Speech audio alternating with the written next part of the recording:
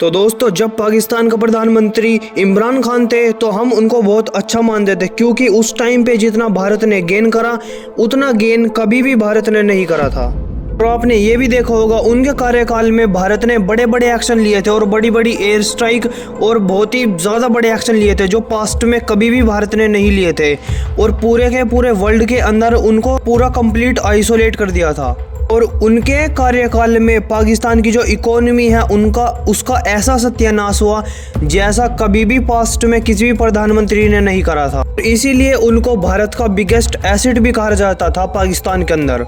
लेकिन हमें कहाँ पता था कि उनके कार्यकाल से हटने के बावजूद भी वो इंडिया के लिए बहुत ही फायदेमंद साबित होंगे। और आपको ये चीज़ यकीन नहीं आती तो मैं आपको दिखा देता हूँ कि जो पाकिस्तान आर्मी चीफ है आसिम मुनीर करके, उनको बैन करा जा सकता है अमेरिका के अंदर। ये बात उनके जो सांसद हैं, यानी कि उनको जो सीनेटर कहा जाता है, उनके बीच स्टार्ट भी हो चुकी है कि जो पाकिस्तान की सेना है और पाकिस्तान के जो चीफ है आसिम मुनीर, उनको बैन कर दिया जाए अमेरिका से। और ये सिर्फ बात ही नहीं चल रही बल्कि प्रॉपर बातचीत भी स्टार्ट हो चुकी है। और इसमें सबसे बड़ी बात यह है कि जो अमेरिकी सांसद और संसद है उसके बीच ये बातचीत हो रही है, ना कि अमेरिकी सरकार के अंदर। और ऐसा इसलिए क्योंकि अमेरिकी जो सरकार है वो इमरान खान को बिल्कुल भी पसंद नहीं करती थी। पाकिस्तान के अंदर तो ये भी कहा जाता है कि इमरान खान का जो तख्ता पलट करवाया था वो अमेरिकी सरकार ने ही कराया था, और खास करके जब जो बाइडेन प्रधानमंत्री बन गए थे।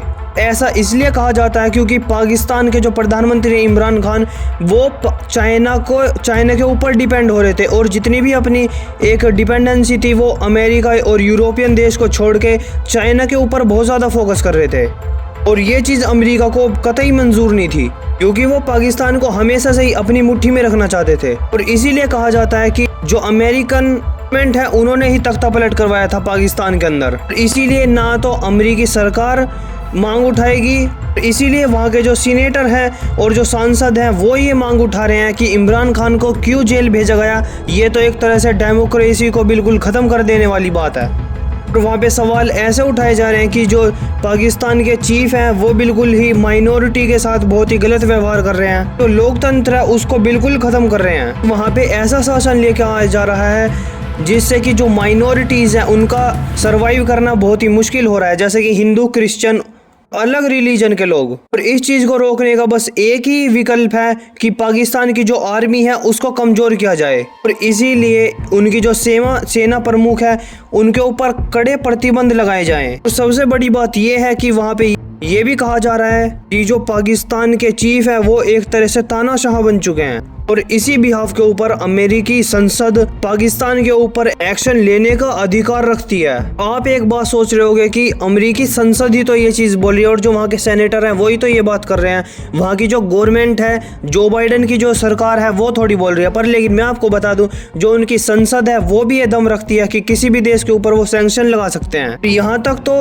वो अपने जो प्रधानमंत्री है उनका भी एक डिसीजन को पलटने का एक पावर रखते हैं।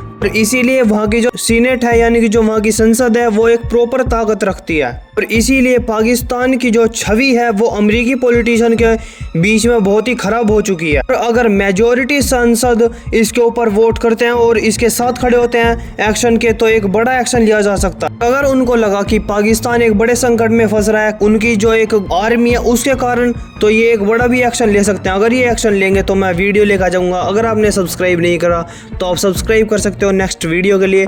बाकी आपका क्या व्यू पॉइंट है वो कमेंट में बता सकते हो।